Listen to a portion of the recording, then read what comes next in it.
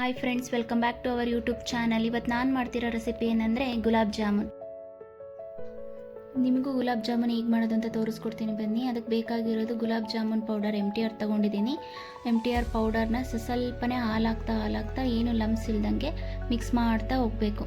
ಎಲ್ಲ ನೀಟಾಗಿ ಸಾಫ್ಟಾಗಿ ಬರಬೇಕು, ಆ ಥರ ಮಿಕ್ಸ್ ಮಾಡ್ಕೊತ ಹೋಗಬೇಕು.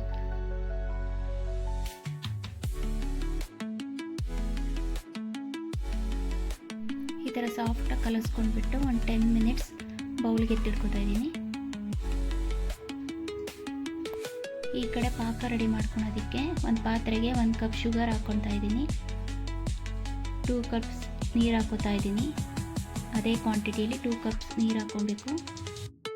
ಇವಾಗ ಆ ಸಕ್ಕರೆ ಕರಗಬೇಕು, ಅದಕ್ಕೆ ಒಂದು ಸ್ಪೂನಲ್ಲಿ ಕೈ ಆಡಿಸ್ತಾ ಇದ್ದೀನಿ. ಈಗ ಕಲರ್ ಚೇಂಜ್ ಆಗಿದೆ ನೋಡಿ, ಸ್ವಲ್ಪ ಯೆಲ್ಲೋಯಿಶ್ ಕಲರ್ ಆಗಿದೆ. ಅದು ಮುಟ್ಟಿದ್ರೆ ಆಯಿಲ್ ಥರ ಫೀಲ್ ಆಗಬೇಕು, ಆವಾಗ ರೆಡಿ ಆಗಿದೆ ಅಂತ. ಅದಕ್ಕೊಂದು 3 ಏಲಕ್ಕಿ ಹಾಕೋತಾ ಇದ್ದೀನಿ ಫ್ಲೇವರ್ಗೋಸ್ಕರ. ಇವಾಗ ಸೈಡ್ಗೆ ಪಾಕನ ಎತ್ತಿಡ್ಕೋತಾ ಇದ್ದೀನಿ. ಇವಾಗ ಈ ಕಡೆ ಜಾಮೂನ್ ರೆಡಿ ಮಾಡ್ಕೊಳ್ಳೋಣ. ಇದು ಸ್ವಲ್ಪ ನೆಂದಿದೆ, ಕೈಗೆ ಸ್ವಲ್ಪ ತುಪ್ಪ ಅಥವಾ ಎಣ್ಣೆ ಯಾವುದಾದ್ರೂ ಒಂದು ಸವರ್ಕೊಂಡ್ಬಿಟ್ಟು ಸ್ವಲ್ಪ ಹಿಟ್ಟು ತಗೊಂಡು ರೌಂಡ್ ಶೇಪಕ್ಕೆ ಯಾವುದೇ ಥರ ಕ್ರಾಕ್ಸ್ ಇಲ್ದಂಗೆ ಉಂಡೆ ಮಾಡಿಕೊಂಡು ಸೈಡಿಗೆ ಎತ್ತಿಡ್ಕೊತಾ ಇದ್ದೀನಿ.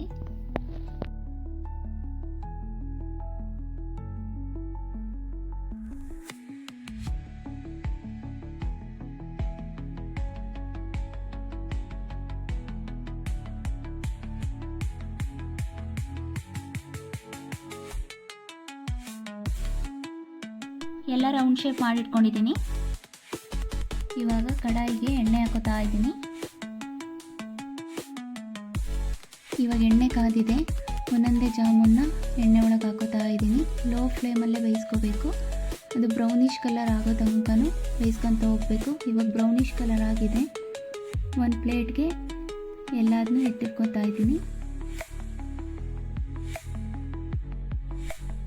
ಇವಾಗ ಜಾಮೂನ್ನ ಪಾಕದೊಳಗೆ ಹಾಕೋತಾ ಇದ್ದೀನಿ. ಜಾಮೂನ್ನ 2 ಅವರ್ಸ್ ಪಾಕದಲ್ಲಿ ನೆನೆಯಕ್ಕೆ ಬಿಡ್ತಾ ಇದ್ದೀನಿ. ನೋಡಿ ಜಾಮೂನ್ ಎಷ್ಟು ಚೆನ್ನಾಗಿ ಬಂದಿದೆ.